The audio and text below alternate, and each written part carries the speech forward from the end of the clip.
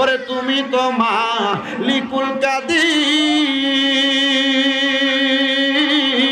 আরে বানাও কত বাদশারে ফকির, এসব তোমার কুদরতেরই দান, বলেন এসব তোমার কুদরতেরই দান।